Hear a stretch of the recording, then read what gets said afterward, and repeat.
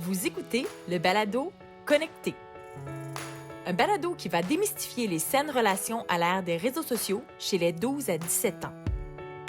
Ensemble, on va s'outiller à interagir avec les ados à l'ère du numérique.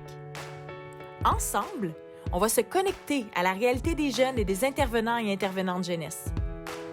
Mon nom est Caroline Coiré, intervenante psychosociale, et aujourd'hui, je reçois Dr. Charles-Antoine Barbeau-Meunier.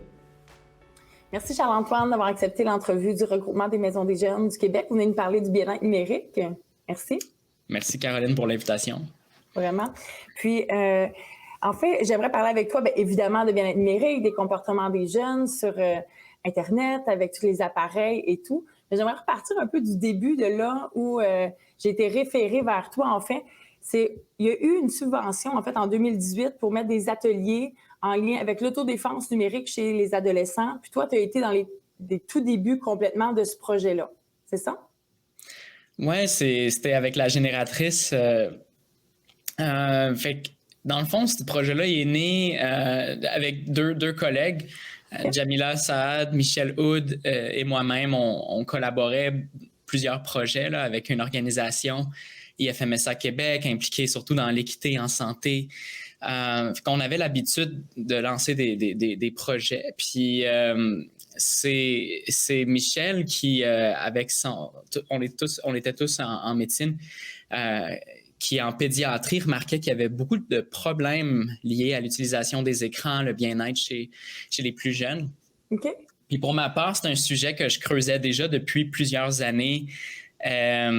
J'ai fait ma maîtrise en sociologie sur la question de l'empathie. Puis une des grandes questions à ce moment-là, c'était comment est-ce que les technologies qui médient nos relations humaines aujourd'hui affectent notre habilité à avoir de l'empathie avec les autres.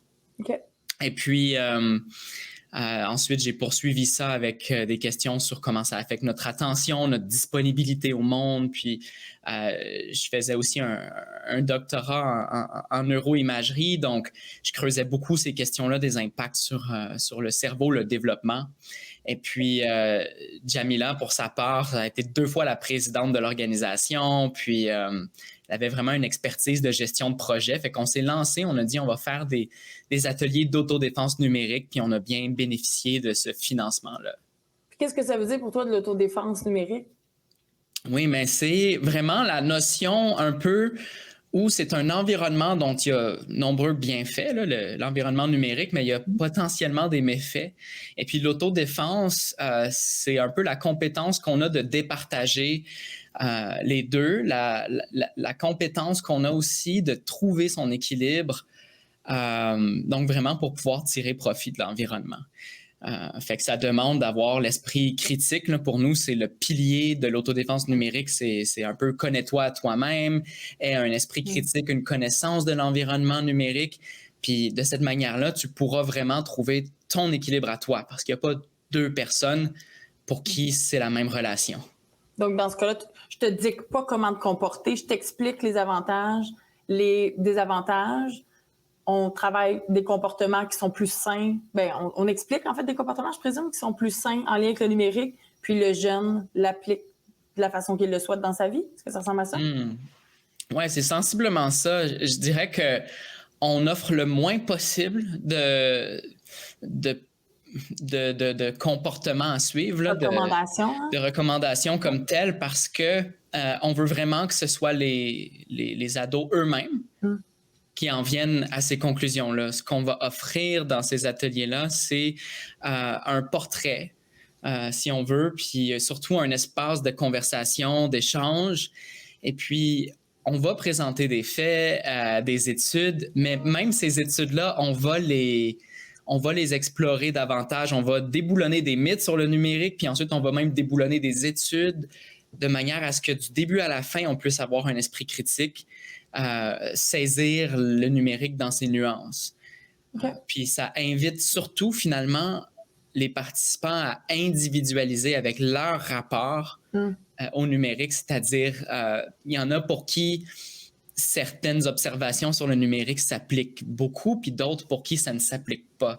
Donc, on ne veut pas être prescriptif, on veut surtout un espace de discussion qui est léger, qui est ludique, puis qui invite finalement à la réflexion. Puis là, ces ateliers-là ont eu lieu. Donc là, il y a déjà des milliers de jeunes qui ont participé. Comment ça se passe? Ça se passe bien. Écoute, au-delà de ce que j'avais pu espérer là, au départ, en 2019, l'atelier a été lancé comme mai 2019. Puis la première année, on en a peut-être offert une vingtaine, tu sais, puis on était fiers de pouvoir y parvenir. On était une équipe 100% bénévole, très petite équipe. Toi, tu étais là. Toi, tu l'animais, l'atelier. Ouais.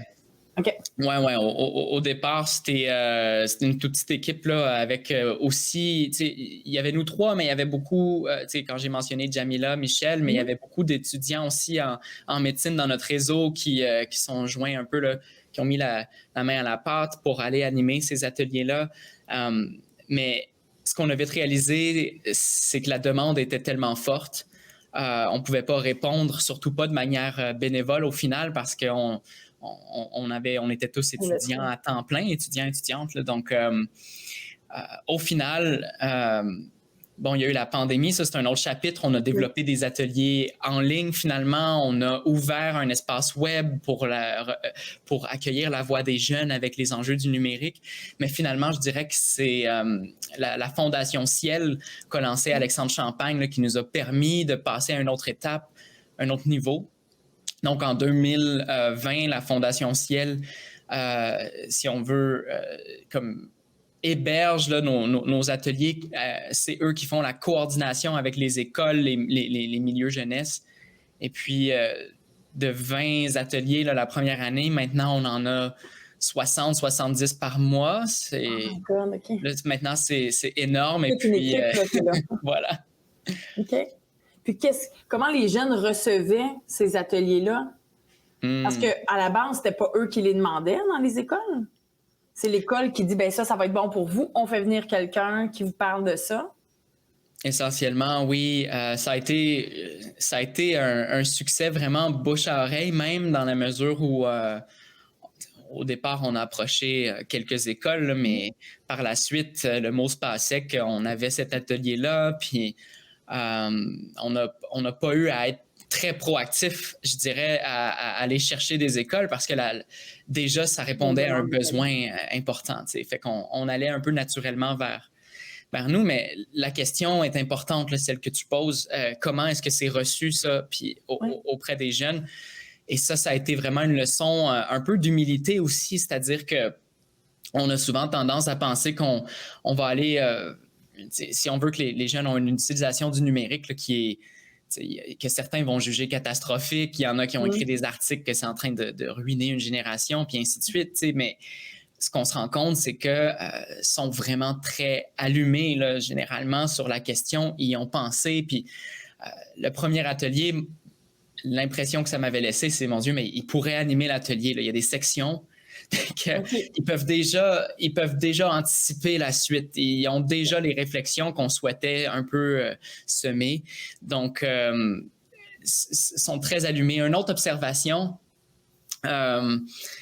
c'est que c'est engageant comme sujet. Puis ça a été le plus beau compliment là, qu'on nous a fait. C'est plusieurs fois des profs nous ont dit que tel ou tel étudiant, élève avait eu aucune intervention depuis le début de la classe. Là. On l'avait jamais entendu parler en classe. Prendre la parole. Jusqu'à ce qu'on ait cet atelier-là. Puis, il y avait vraiment des choses à partager au niveau du numérique qui étaient plus intimes ou que les touchaient, puis c'était invitant. Donc, au final, c'est un sujet qui est vraiment stimulant et je pense même qu'il y a un besoin d'en parler parce que c'est tellement au cœur de nos interactions sociales, du drame humain, le quotidien des réseaux sociaux, que pour les ados, puis pas seulement, mais beaucoup pour les ados où les relations avec les pairs prennent tellement plus d'importance, notre autonomie, notre identité. C'est vraiment le théâtre là, de notre vie. Donc, il y a un besoin de parler de tout ce qui se passe là, avec cet environnement-là. Les adolescents, quand tu as dit, il y a des articles qui se font, qui disent qu'on est en train de bousiller une génération, mais les jeunes sur le terrain, ils ressentent ça. Puis que, à la limite, j'aimerais ça t'entendre sur ce sujet-là, là, mais il y a soit une approche très moralisatrice auprès des jeunes, puis que moi, je vois très surprotectrice de faut vous épargner ça. Avant, on n'avait pas ça, puis c'était vraiment mieux. Donc là, on veut comme enseigner les bonnes pratiques aux jeunes, ne touchez pas trop à ça. Mais les jeunes sont ultra réfractaires à cette approche-là. Ou il y a à l'inverse, moi, je peux rencontrer des adultes intervenants qui sont par exemple des gamers, mais que là, ils vont aller juste dans le positif de tout ça. Puis je suis certaine qu'il y a plein d'avantages positifs, quoique je ne gagne pas, donc j'ai aucune idée de quoi ça a l'air être gamer, là. Mais là, que je dis, mais oui, mais aussi, il faut nuancer. Tu sais, donc, il y a un équilibre à trouver. Mais là, je reviens à ce que tu as dit. Est-ce qu'on est en train de bousiller une génération avec notre numérique? Ben, c'est pas. Je pense pas que c'est une bonne question à se poser en soi de cette manière-là, parce que tu l'as dit, c'est très nuancé. Ouais. Et puis, ça fait fi de tous les côtés positifs là, du numérique quand on le voit. Tu sais, il y a des meilleurs côtés, il y a des moins bons côtés. Puis il y en a pour qui ces aspects-là qui sont très positifs, par exemple, le fait d'être connecté instantanément avec les autres, ça permet de la prise de conscience, ça permet de se regrouper, ça permet du changement de mentalité. Mais dans d'autres cercles, ces mêmes aspects-là vont virer vers de la polarisation, de l'intimidation, de l'insécurité, une faible estime personnelle. Donc, au final, je pense, il faut que le numérique devienne un espace qui est constructif, qui est respectueux, où on est capable de tirer profit de ces relations-là. Les relations humaines sont ce qu'on a de plus important. C'est à la fois ce qui va être le plus thérapeutique pour nous, avoir des bons rapports sociaux, et puis en même temps, c'est ce qu'il y a de plus stressant, puis ce qui peut le plus dévaster l'humain, c'est aussi les mauvais rapports sociaux.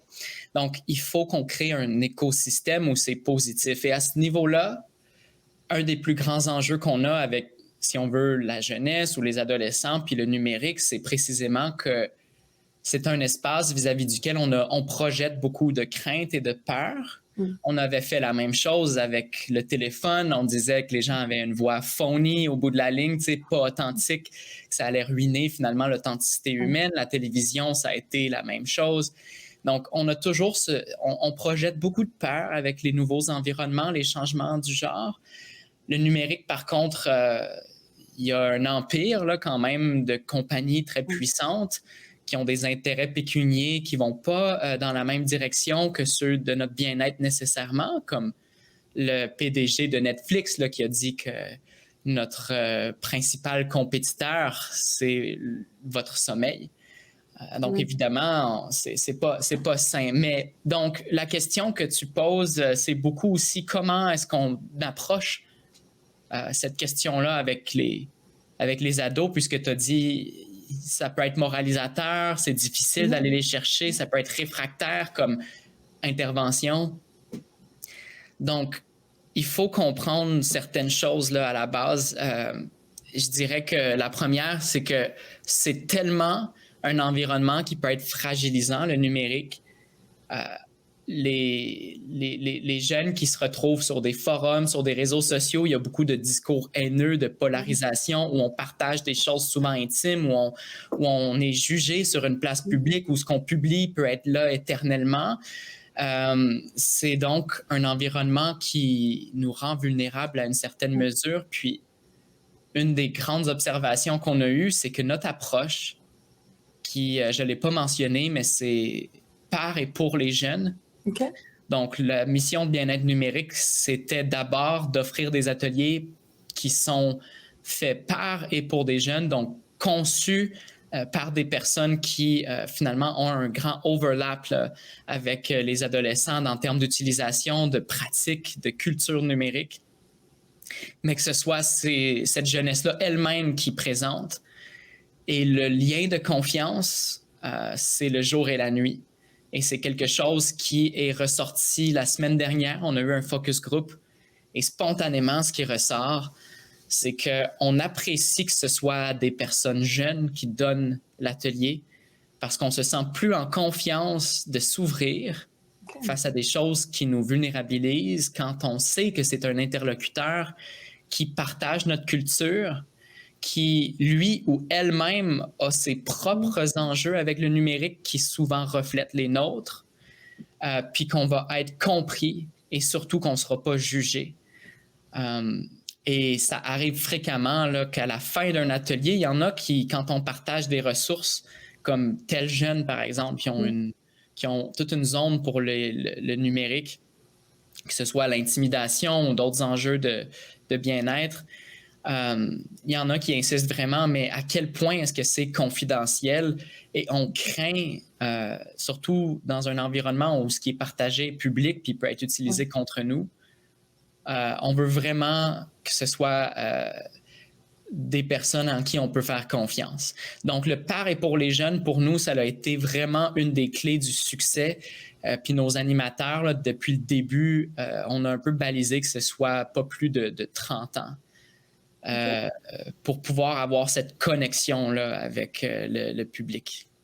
Puis, tu sais, dans le contexte où, dans la Maison des jeunes, justement, l'intervenant n'a pas nécessairement en bas de 30 ans, comment on fait pour connecter? Tu sais, je pense qu'il y a quelque chose de clé que tu viens de nommer, c'est partager que ça nous concerne, parce que même si je suis en haut de 30 ans, le bien-être numérique, ça me concerne aussi.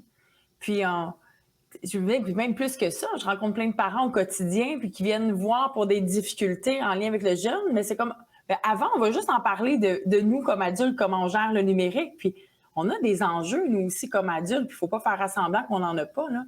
Donc, est-ce que c'est pas obligatoire, ça peut être obligatoire, mais comment on fait maintenant, sachant qu'on est plus vieux que 30 ans, mais qu'on veut les rejoindre dans cette réalité-là? Ben oui, puis tu sais, 30 ans, c'est un peu arbitraire, là, on s'entend. Il y en a qui, à 35 ans, vont beaucoup mieux connecter avec un jeune que déjà, tu sais, personne plus jeune, là, mais l'idée, évidemment, c'est que c'est un facilitateur, peut-être pour le lien de confiance, mais tu as raison, là, on n'a pas besoin d'être nécessairement plus jeune.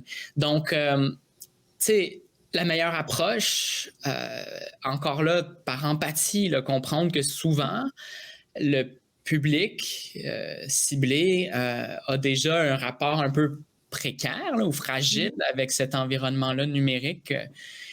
Donc, de ne pas forcer les interventions, de ne pas forcer personne à se prononcer, parce que des fois, vraiment, ça va toucher une corde sensible, déjà si on parle de santé mentale et autres. Donc, faut pas forcer les personnes à intervenir. Il ne faut pas juger les interventions non plus.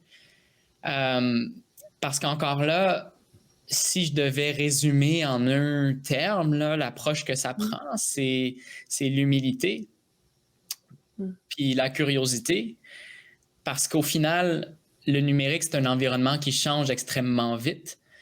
C'est souvent une des préoccupations qu'on a quand on nous approche, par exemple, les commissions scolaires, les feux commissions scolaires, là, hélas, là, mais les milieux scolaires qui eux-mêmes peinent à s'entendre sur est-ce qu'on doit interdire ou pas les cellulaires, puis quelle attitude est-ce qu'on doit engager, puis on a l'impression de vite devenir un dinosaure là, face à des plateformes qui deviennent super populaires, puis qu'on n'en a aucune idée, on n'était même pas au courant que ça existait.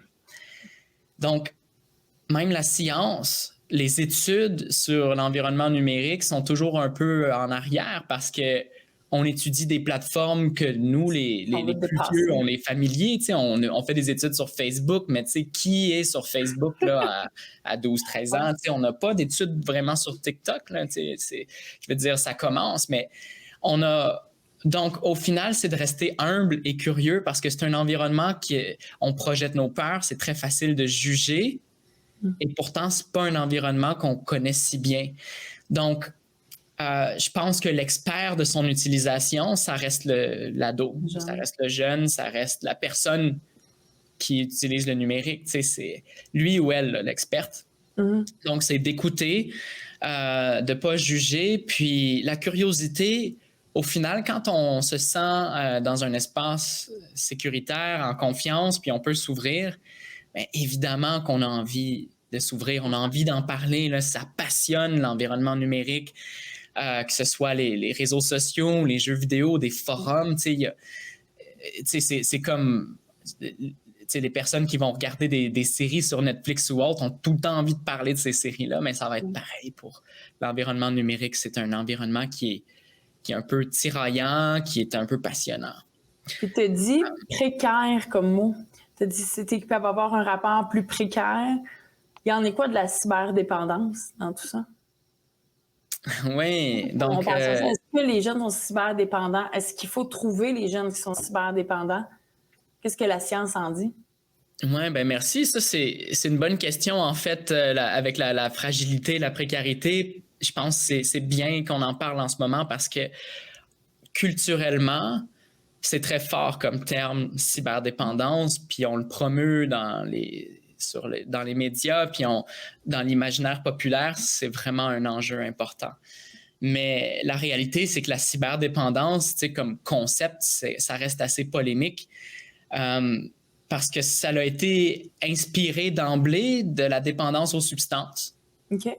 Donc, toute l'expertise des gens qui étudient en dépendance, a priori, tu sais, c'est les substances, bon, le jeu de hasard, c'est des choses comme telles, mais c'est radicalement différent de l'environnement numérique. Souvent, on a plein d'articles très sensationnalistes où on dit la cocaïne, puis les réseaux sociaux, ou il faut pas les comparer comme ça? Ben, tu sais, si on veut, ces comparaisons-là, souvent, c'est pour vulgariser, mais je me doute du bienfait que ça va faire parce que, tu sais, la réalité avec la cocaïne, puis ça va activer le striatum, puis les noyaux codés, puis le récepteur de dopamine D2, tu sais, puis ainsi de suite. Je veux dire, c'est beaucoup plus nuancé que ça. Il y a 5 récepteurs différents de dopamine. La majorité vont inhiber plutôt que stimuler, tu sais, puis on va, si on veut... on va avoir une vision unidimensionnelle de la chose en disant, ben, on a de la dopamine dans le cerveau, puis on développe de l'addiction, puis c'est très réducteur de la réalité, mais c'est là où on réalise que c'est pas... On veut pas vraiment comprendre scientifiquement, on veut plus avoir un impact politiquement avec ces notions-là, peut-être. Et donc, la nuance est de garde, vraiment de mise, pardon. Alors, qu'est-ce qu'on pourrait dire sur la cyberdépendance? C'est que on va préférer... Aujourd'hui, par exemple, le numérique, on va comparer beaucoup avec le tabac. Et de plus en plus, on dit, ouais, mais le tabac, c'est un peu rough, là, c'est assez négatif. Ça ressemble peut-être plus au sucre, tu sais, qu'on a un craving avec le sucre, là, puis c'est très sugar-coated comme environnement, le numérique, mais c'est pas nécessairement des bonnes analogies, là, les substances, parce que le numérique, il y a beaucoup de bienfaits quand on l'utilise à bon escient, tu sais, puis c'est pas du tout le même modèle d'affaires, là. Il y a des corporations très puissantes, oui, mais leur modèle d'affaires est sensiblement pas le même, là. On reçoit pas des notifications là, par les compagnies de tabac, tu sais, puis, donc, peut-être qu'on va parler plus de l'utilisation excessive ou l'usage problématique. OK? Et on va cibler des personnes qui sont à risque de cyberdépendance. Et la cyberdépendance doit être comprise, je dirais, comme un aspect vraiment clinique. C'est-à-dire que ça demande une évaluation clinique où la distinction, là, c'est que quand c'est clinique, c'est que ça engendre une détresse significative, un dysfonctionnement dans une ou plusieurs sphères de sa vie. Et ce dysfonctionnement-là doit être relativement sévère. Donc, ça prend des outils. Et pour te dire, c'est difficile à mesurer là, la cyberdépendance parce qu'il y a plus de 78 outils qui existent pour le faire. Au Québec, Magali Dufour en a développé un là, récemment, le débat Internet, débat DEBA, qui vise, si on veut, à screener. Là, on va filtrer un peu pour trouver qui est à risque de cyberdépendance et nécessiterait une consultation clinique avec des cliniciens qui sont experts à évaluer la chose. Est-ce qu'on sait des facteurs de risque sans être dans des symptômes à cocher ou d'être dans le clinique, mais est-ce qu'il y a des facteurs de risque et de protection qu'on peut identifier chez nos jeunes? Oui, ben c'est un peu ce que les outils vont vouloir cibler, là, ces facteurs de risque-là. Par exemple, c'est une question peut-être large des fois, c'est est-ce que la personne préfère sa vie en ligne à sa vie hors ligne? Puis déjà, ça, je trouve qu'en une seule question, on commence à avoir une idée que l'usage risque d'être problématique.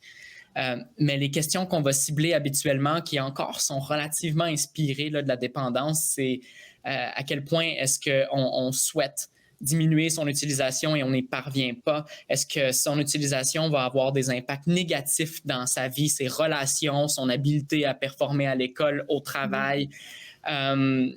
Et on va persister avec notre utilisation malgré tout. Donc, c'est vraiment un peu ces risques-là. C'est beaucoup plus que le temps passé devant l'écran, parce qu'on a des jeunes qui passent beaucoup de temps, mais que ça n'interfère pas avec leur fonctionnement. Même au contraire, ils vont bien, puis ils se réalisent, puis ils créent des choses, puis il y en a d'autres que c'est beaucoup moins longtemps, mais que ça les rend dysfonctionnels. Mais là, tu mets le doigt sur quelque chose d'important. Le temps d'écran, comme la cyberdépendance, là, c'est devenu un concept tellement, je veux pas dire à la mode, là, mais répandu dans toute la littérature. Puis je pense qu'on était un peu démunis, là, les chercheurs, à dire comment on va aller mesurer les impacts. Ben, le temps d'écran, c'est tellement plus facile à aller obtenir, mais au final, c'est pas un bon indicateur. Le temps d'écran, il y en a, juste moi, l'exemple que j'aime donner, c'est que les jeunes qui passent le plus de temps sur les réseaux sociaux en termes de temps d'écran sont également les jeunes qui passent le plus de temps social en personne, en face à face. C'est simplement les personnes les plus sociales. Puis ils passent donc beaucoup de temps en personne, mais en plus beaucoup de temps sur les réseaux sociaux. Ils veulent être beaucoup connectés avec les autres. Et puis, il y en a pour qui l'utilisation va être peut-être moindre, mais peut être beaucoup plus, je sais pas moi, dévastatrice parce que vont aller consommer un contenu, peut-être vont fréquenter des milieux plus polarisés, plus stigmatisants, ou vont être la cible de prédateurs. Et là, c'est pas le temps d'écran, c'est vraiment le contenu qui est dommageable. Et en fond. Ouais, mais je veux quand même donner un petit bémol. Il reste que, malgré tout ça, tu sais, les études sur le temps d'écran s'entendent. Puis, une des meilleures qu'on ait, c'est il y a quelques années, la Santé publique de Montréal a sondé là, les jeunes sur le territoire. Puis, on voit vraiment que les jeunes qui passent plus de 2 heures de temps de loisir mettons, tel niveau de satisfaction de vie, d'anxiété, de troubles de sommeil, puis de nombreux indicateurs de bien-être. Mais ça augmente, ça. Les problèmes augmentent quand c'est 3 heures, les problèmes augmentent ensuite à 4 heures. Et puis, certains vont suggérer que 4 heures de temps d'écran de loisir, pas d'éducation, mais de loisir par jour, c'est un peu un cut-off là, pour dire qu'on a un usage qui risque d'être problématique. OK. Puis quand tu dis écran de loisir, qu'est-ce que tu classes dans écran de loisir? Est-ce que Netflix, clavardage, médias sociaux, c'est tout dans la même catégorie? Oui, par loisir, on entend tout ce qui n'est pas... puis, c'est une bonne question aussi, là, tout ce qui n'est pas le travail, l'école, tout ce qui n'est pas finalement à des fins académiques ou professionnelles. Mais je veux dire, ça reste une bonne question. Un film, mettons, entre amis ou en famille, puis chatter avec 14 personnes en même temps, je présume qu'au niveau du cerveau, il y a une différence aussi? Oui, ben tu sais, au niveau du cerveau, il y aura une différence virtuellement avec chaque onglet de ton navigateur, là, son contenu, tu sais. Donc, tu as raison. Puis, c'est pas pareil, regarder, jouer à un jeu vidéo seul ou en communauté, ça change la donne. Mais c'est du temps de loisir. À tout le moins, tu sais, c'est la catégorie là, qu'on a en ce moment. Et c'est le défi au niveau de la recherche en ce moment, depuis quelques années, c'est de creuser, là, cibler les différences, puis peut-être une étude que je vais partager qui nous montre à quel point on doit être humble.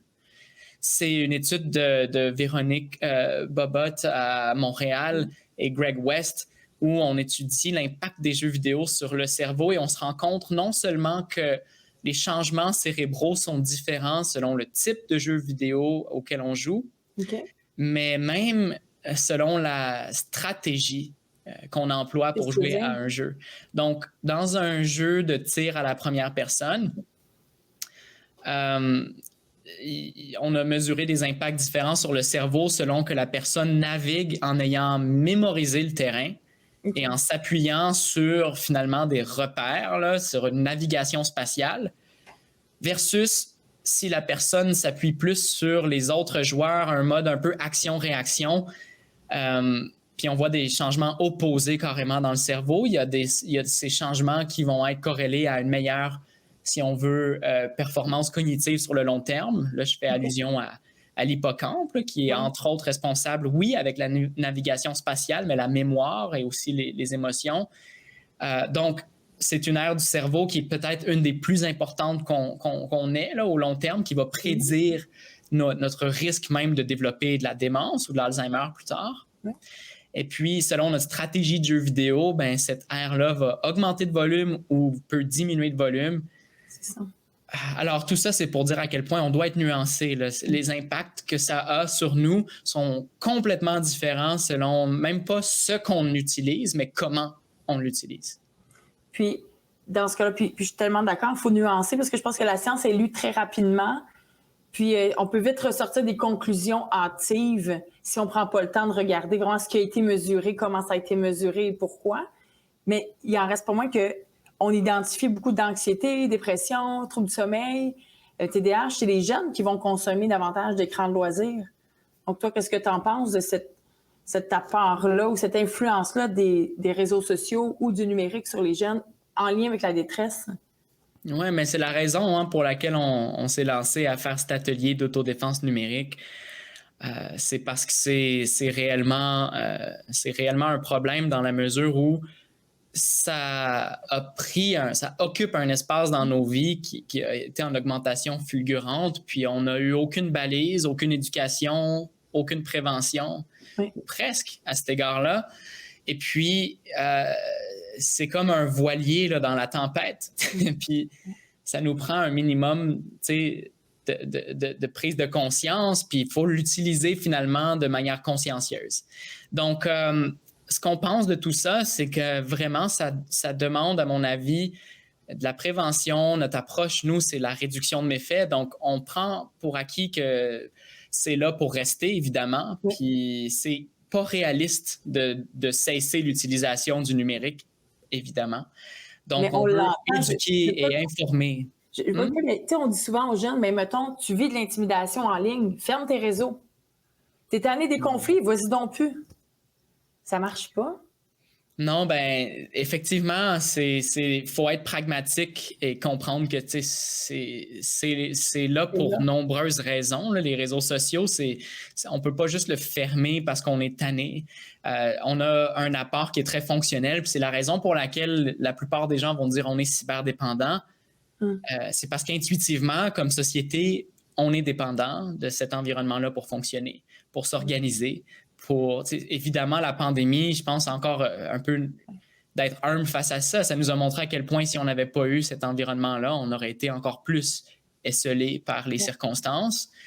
Donc, non, l'approche, c'est d'informer puis de sensibiliser pour que les personnes, comme j'ai mentionné un peu plus tôt, puissent trouver leur équilibre à eux, puisqu'il n'y a pas deux personnes qui ont la même relation avec le numérique, les mêmes enjeux. Et ça, c'est une autre des leçons qu'on a tirées beaucoup des jeunes quand on fait nos focus group ou qu'on donne des ateliers. Ils trouvent ça très bénéfique d'entrer en dialogue avec les autres dans la classe puis de réaliser qu'on n'a vraiment pas la même expérience du numérique. Il y en a pour qui c'est une prise de conscience de réaliser qu'eux, ils n'ont aucun enjeu, par exemple, avec leur bien-être, leur santé mentale ou leur sommeil, puis de réaliser qu'il y en a dans la classe, que c'est vraiment un enjeu important pour eux. Puis là, soudainement, ça nous décentre de nous-mêmes, ça nous invite à être empathiques finalement, à comprendre que on n'a pas tous le même rapport au numérique. Donc, l'atelier vise vraiment à si on veut se décentrer de notre expérience puis de la relativiser avec ce que d'autres personnes vivent ou à même ce que nous, on pourrait éventuellement vivre dans des circonstances moins fortunées.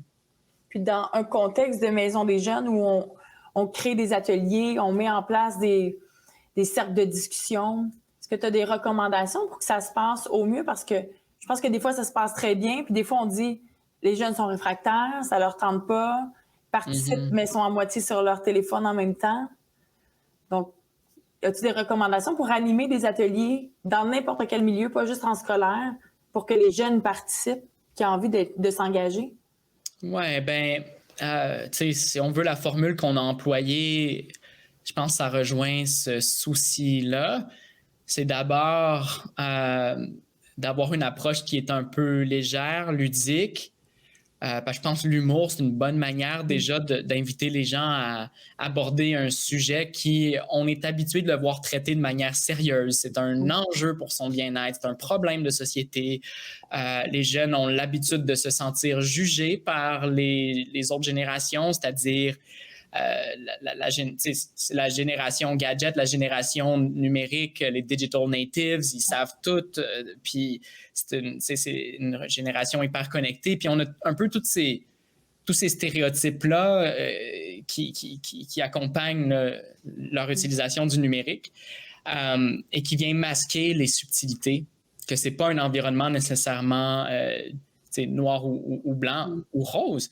Donc, je pense que l'humour, c'est une bonne approche. Ensuite, de relativiser, donc pas juste mettre l'accent sur les jeunes, encore là, que ce soit juste le focus sur eux, parce que ça occulte le fait que c'est encore là un enjeu vraiment de société. Puis je pense qu'il y a beaucoup de jeunes qui aussi sont un peu tannés de se faire pointer du doigt pour leur utilisation numérique, alors que souvent, leurs parents à la maison ont une utilisation qui est pire que la leur. Puis ça revient souvent dans nos ateliers, là, que l'ado, c'est la personne chez eux qui utilise le moins le numérique. Ou qui ont eux-mêmes, malheureusement, eu de la technoférence, là, le terme qu'on utilise pour dire que la parentalité a été interrompue par des notifications. Au lieu d'être attentif à son enfant, on est distrait. On crave, on a envie d'une pleine attention qui devient de plus en plus rare dans un environnement qu'on appelle, avec l'économie de l'attention, là, vraiment une espèce de guerre pour notre espace mental. Fait que, je pense que c'est bien de relativiser avec le fait que le numérique, ça nous affecte un peu tous. Puis ensuite, il faut que ce soit non moralisateur, comme j'ai dit, faut être humble face à l'environnement, puis au lieu de présenter des faits qui peuvent être, voilà comment les choses sont, notre approche à nous, en tout cas, c'est d'aborder le numérique plus sous forme de questions. Notre atelier se base sur des mythes. Donc, est-ce que les téléphones intelligents vont nous rendre plus stupides? Est-ce que les réseaux sociaux devraient être des réseaux antisociaux? Devraient être appelés des réseaux antisociaux. Est-ce qu'on va tous devenir cyberdépendants? On a de nombreux mythes du genre, puis comme ça invite d'abord à la discussion. Et là, ça partage, ça échange fort. Là. C'est vraiment une opportunité, puis d'accueillir ensuite cette participation-là avec respect, de valoriser les points de vue, d'être inclusif. Et ce qu'on observe dans ces circonstances-là, c'est beaucoup de satisfaction puis de libération de ceux qui gardaient beaucoup de choses en dedans. Puis un commentaire, je vais arrêter avec ça, peut-être un commentaire qu'on a eu la semaine passée, c'était une présentation à une maison de jeunes.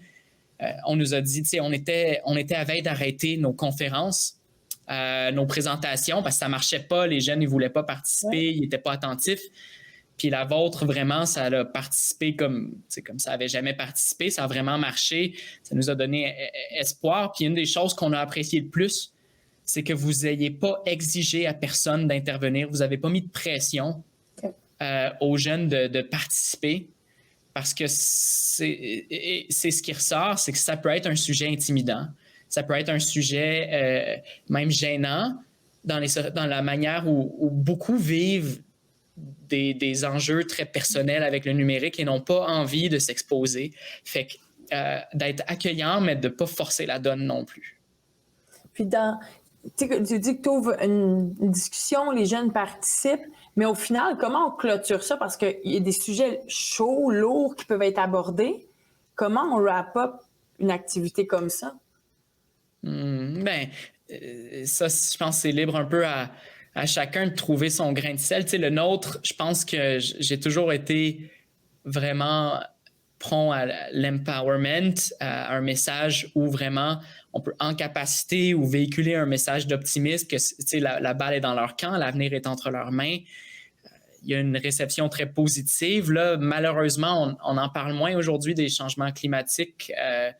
Le mouvement avec Greta Thunberg, c'est un peu essoufflé ou est en hibernation avec la pandémie puis d'autres conflits en ce moment. Là. Mais ça marchait très, très fort pour nous de conclure avec, il y a des messages comme quoi c'est une génération qui va être vraiment, qui va se détériorer à cause du numérique. Et il y en a d'autres pour qui, au contraire, tous les espoirs sont fondés là-dessus parce que Black Lives Matter, parce que le changement climatique, parce que MeToo, parce qu'il y a des prises de conscience énormes que c'est majoritairement votre génération qui a porté de l'avant grâce aux réseaux sociaux, à sa manière de s'organiser. Et donc, de véhiculer cet optimisme-là, je pense que ça a de très bons échos. Fait que nous, c'est une approche qu'on a trouvée très fructueuse. Puis, à travers tout ça, tu disais de ne pas y aller en termes de recommandations, mais où on met la portion information? Parce que pour autant, dans les focus group qu'on bâtissait le projet Alterado, ça ressortait que les jeunes disaient, on nous met un appareil dans les mains, personne ne nous montre comment l'utiliser. Puis quand je disais, mais de quoi vous auriez besoin dans des ateliers qui sont faits pour vous? Puis il y en a plein qui disaient, je veux savoir comment ça marche les réseaux sociaux, je veux savoir comment protéger ma vie privée. Là, c'est comme implicite, personne n'en parle trop, ou quand on en parle, on les talonne tellement qu'on les énerve. Donc, comment on apporte cette portion-là d'information qui est essentielle? Ils ont tout à apprendre quand même, puis ils l'ont jeune, l'appareil dans les mains. Oui, c'est un excellent point, tu sais, puis ils l'ont assez jeune qu'on normalise énormément de choses qu'avec un peu de recul, on n'aurait pas accepté peut-être. Donc, nous, dans notre atelier, encore là, je parle pour notre modèle, là, mais on a vraiment une section importante pour outiller. Donc, a priori, les 3 principes de notre atelier, c'est la sagesse, la maîtrise, l'autonomie. Donc là, j'ai mis l'accent sur la sagesse. Là. Tous les mythes qu'on aborde, puis on va se poser des questions, on développe un esprit critique, on va connaître notre environnement pour pouvoir mieux le maîtriser. Ouais. Puis j'ai terminé sur l'autonomie. L'avenir est entre vos mains, puis avec une utilisation consciencieuse, vous allez pouvoir avoir un usage à bon escient. Mais entre les deux, il y a vraiment ce maillon-là qu'est la maîtrise. Et ça prend des stratégies puis des outils. Donc, notre approche, c'est de dire que c'est pas prescriptif, puis c'est pas tout le monde qui a besoin de ça. Okay. C'est seulement ceux qui en sentent le besoin, puis surtout après la discussion qu'on a eue, il y a des choses qui ont ressorti, puis il y en a qui vont avoir réalisé, ouais, c'est vrai que mon utilisation des réseaux sociaux, j'avais pas pensé qu'en ce moment, j'ai l'impression que oui, ça affecte mon attention, ça affecte mon sommeil, ou ça affecte mes relations, puis mon bien-être. Fait que là, on a comme plusieurs volets. T'sais, on commence avec une philosophie de vie pour notre part, c'est-à-dire une manière peut-être plus douce, puis ça, je vais y revenir. Ensuite, on propose des outils très concrets. Là. Il y a de nombreuses applications que c'est intéressant d'avoir en main si on veut avoir un meilleur contrôle sur son temps d'écran. Okay. Ou des applications même pour aller chercher le calme quand l'environnement des réseaux sociaux ou autres nous amène à vivre de la détresse. Fait que, des applications qui sont axées sur la pleine conscience, mais qui ont aujourd'hui plein d'autres fonctionnalités là, pour relaxer, pour retrouver le calme. Puis, oui, des ressources, des centres d'intervention, parce que si vraiment dans votre environnement, vous-même, vous sentez vraiment que vous perdez le contrôle, c'est important de référer avec ces centres d'intervention-là, comme par exemple le Grand Chemin. Mais je veux revenir sur le premier, qui est le plus important, puis c'est celui qui a eu le plus de succès aussi auprès des ados, c'est la philosophie, qui est le minimalisme numérique. Donc, on fait la promotion du minimalisme numérique, c'est-à-dire une utilisation qui est consciencieuse, au sens où quand on est sur les réseaux sociaux, quand on est devant les écrans, c'est un choix qui est conscient et non pas une habitude automatique. Et donc, faire ce choix-là implique qu'on a considéré les autres options puis qu'on fait la meilleure décision. Alors, on invite, la première étape, on invite le public à... on le présente un peu de la manière suivante, là, le reverse FOMO, on aime beaucoup ce concept-là, parce que le fear of missing out, c'est un concept qu'on connaît bien. On est connecté parce qu'on ne veut rien manquer de ce qui se passe en ligne. Le reverse FOMO, c'est de se dire, oui, mais tout ce temps-là que je suis en ligne, qu'est-ce que je suis en train de manquer de ma vie hors ligne ou de mes autres passe-temps ou mes autres passions qui ont complètement pris le bord, puis c'était pas un choix conscient. Alors ça, normalement, c'est un peu une prise de conscience quand on le présente. Et là, il y en a beaucoup qui réalisent, ben oui, c'est vrai. Tu sais, j'avais commencé à apprendre la guitare, de la danse, j'allais plus régulièrement jouer au basket, je commençais de l'escalade, où je voulais vraiment finir, tu sais, telle série de bouquins. Et là, en mettant les choses en perspective, on commence à faire un choix conscient en se disant, ben OK, là, on repriorise le numérique, je vais y accorder un peu moins de temps, mais je vais faire plus des activités autres aussi dans mon quotidien, puis je vais prendre soin que ce soit dans mon agenda même, parce que je veux pas perdre le contrôle. Fait que le minimalisme numérique, c'est une approche qui est assez judicieuse. Donc, de l'inclure par choix en considérant toutes les options qu'on a, dont le numérique. Oui, parce que encore là, le numérique, on le diabolise jamais. On invite simplement les personnes à faire ce choix-là de manière consciencieuse, un peu plus responsable. OK. Puis dans une société, si on peut conclure ce qu'on est en train de dire, tu parles de c'est là pour rester, ça c'est clair. Une recommandation qu'on pourrait avoir pour que notre société permette d'assurer le bien-être numérique de nos jeunes. On focus sur les jeunes, mais qu'on soit dans une maison des jeunes ou pas, qu'on soit dans une école, qu'on soit un policier communautaire, qu'on soit un parent, est-ce qu'il y a quelque chose qu'on peut faire tout le monde ensemble pour permettre justement cet environnement-là qui est plus sain pour les jeunes, qui participent à être sains, du moins pour eux? Oui, je suis content que tu la poses, là, cette question-là, parce que s'il y a une chose qui, j'ai l'impression qu'il manque là, dans tous nos efforts, avoir un environnement numérique plus sain, ce qui manque pour les jeunes, c'est leur présence. On a constamment cette critique-là dans les médias ou ce souci-là auprès du gouvernement, tu sais, qui a quand même fait 2 forums pour consulter sur la santé mentale puis le numérique là, chez les jeunes, dans les écoles, ainsi de suite. Et constamment, les jeunes ne sont pas à la table.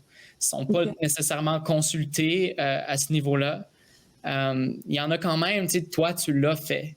Nous, c'est au cœur aussi de notre démarche.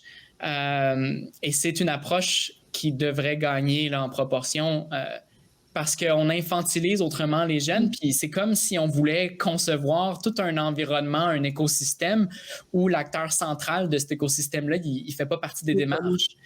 Et ça va contre ce principe-là de l'humilité. Il faut vraiment qu'on se rappelle que ce sont eux les experts de leur utilisation. Ce sont eux qui sont au courant de vraiment ce qui les affecte des derniers changements ou tendances numériques. Tu sais, sinon, à quoi bon là, se pointer dans une classe, parler de Facebook puis réaliser qu'aujourd'hui, c'est Discord puis c'est TikTok. Puis, tu sais, il faut vraiment les intégrer. Puis finalement, parce que si on veut un changement d'habitude puis un changement de comportement, on va juste être prescriptif si on en vient à des recommandations puis des guidelines puis des approches qui n'ont pas été faites en concertation avec les jeunes. Il faut les impliquer dès le départ, puis c'est vraiment ce qui va motiver le changement, c'est qu'ils ont été impliqués dans les démarches.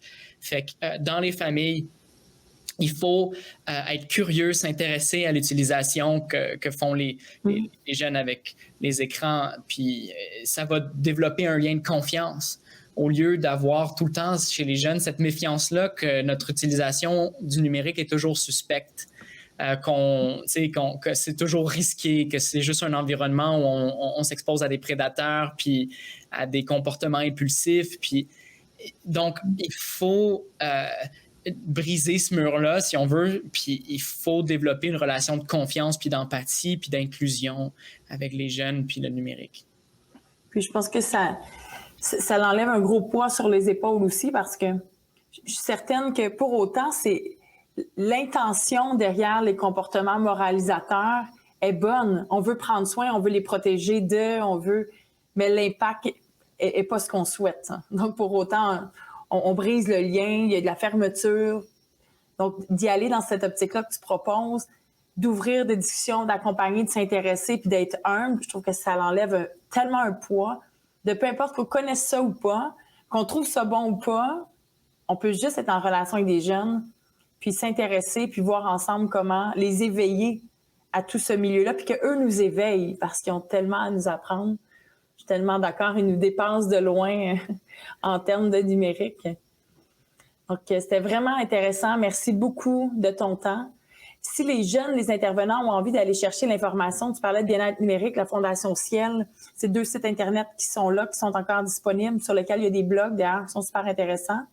Donc, c'est les 2 sites que tu recommandes de visiter. Est-ce que tu as d'autres recommandations? Ben oui, il y en aurait nombreuses. Tu sais, je trouve que déjà Capsana, ils ont lancé la campagne Pose ton écran.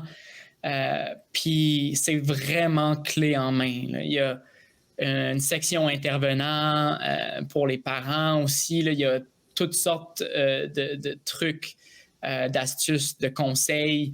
Fait que, tu sais, en partant, si on veut quelque chose rapidement, là, accès à des recommandations, je trouve que c'est utile.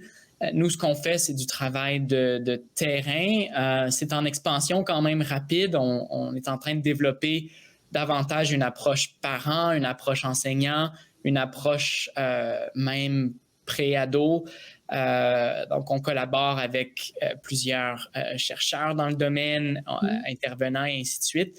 Fait que, tu sais, notre offre, c'est sûr que s'élargit, mais en ce moment, là, mars 2022, c'est essentiellement les ateliers dans les écoles secondaires. Fait que si, puis les maisons de jeunes, en fait, là, puis différents milieux, mais disons, disons, c'est pour 14 ans et plus. Là. Okay. Vous pouvez aller sur... Pardon? S'ils veulent vous recevoir et les avoir, ces ateliers-là, par où on passe? Ben, allez sur bien-être-numérique.com, sinon le ciel.ca. Puis ces 2 sites-là se recoupent, là, en fait. C'est vraiment notre espace web. Puis là-dessus, ben, vous pouvez nous contacter, là, puis on va s'arranger pour aller offrir des ateliers. Les ateliers ont un coût actuellement qui suit un principe d'équité un peu sociale selon l'indice de défavorisation. Donc, plus qu'une école est fortunée, donc plus elle va payer pour l'atelier. Puis à l'inverse, les milieux qui sont plus défavorisés ont l'atelier gratuitement. Fait que c'est un peu notre principe là, pour offrir l'atelier. Bien, merci beaucoup de ton temps, c'était vraiment intéressant. Puis moi, je vais aller continuer à aller lire le blog que j'ai commencé déjà à lire avec ta recommandation. Et merci beaucoup de ton temps, c'était super intéressant. C'était vraiment un plaisir. Là. Bonne fin de journée. Bonne fin de journée aussi. Vous venez d'écouter Connecté. Ce balado a été créé dans le cadre du projet Alterado, présenté par le Regroupement des Maisons des Jeunes du Québec et financé par le Secrétariat à la jeunesse. Connectés ensemble pour des liens solides.